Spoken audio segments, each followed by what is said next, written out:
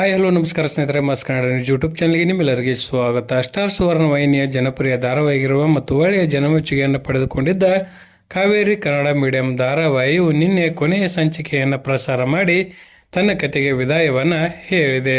Kaveri Kannada medium ಧಾರಾವಾಹಿಯು star ಸುವರ್ಣ ವಾಹಿನಿಯಲ್ಲಿ 2023 ಆಗಸ್ಟ್ನಲ್ಲಿ ಆರಂಭಗೊಂಡು ಈ ವರ್ಷ ತನ್ನ ಕತೆಗೆ ವಿದಾಯವನ್ನು ಹೇಳಿದೆ.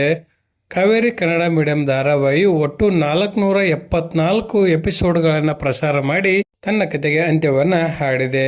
ಇನ್ನು ಈ ಧಾರಾವಾಹಿಯಲ್ಲಿ ನಾಯಕಿಯಾಗಿ ಗಟ್ಟಿಮೇಳ ಧಾರಾವಾಹಿ ಖ್ಯಾತಿಯ ಪ್ರಿಯಾ ಆಚಾರ್ ಅವರು ಮತ್ತು ನಾಯಕರಾಗಿ ರಕ್ಷಿತ್ ಗೋಪಾಲ್ ಅವರು ಕಾಣಿಸಿಕೊಂಡಿದ್ದರು. ಅದೇ ರೀತಿಯಾಗಿ ಪೋಷಕ ಪಾತ್ರದಲ್ಲಿ ಕನ್ನಡದ ಹಿರಿಯ ನಟಿಯಾಗಿರುವ ಮಹಾಲಕ್ಷ್ಮಿ ಅವರು ಸಹಿತ ಪ್ರಮುಖ ಪಾತ್ರವನ್ನು ನಿರ್ವಹಿಸಿಕೊಂಡು ಹೋಗುತ್ತಿದ್ದರು.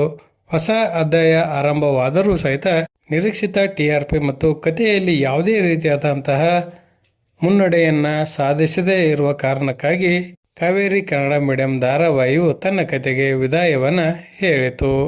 ಈ ಧಾರಾವಾಹಿಯ ಬಗ್ಗೆ ಕೊನೆಯದಾಗಿ ನಿಮ್ಮ ಅನಿಸಿಕೆ ಮತ್ತು ಅಭಿಪ್ರಾಯವನ್ನು ತಪ್ಪದೆ ಕಮೆಂಟ್ ಬಾಕ್ಸಲ್ಲಿ ತಿಳಿಸಿ. ಧನ್ಯವಾದಗಳು. ನಮಸ್ಕಾರ.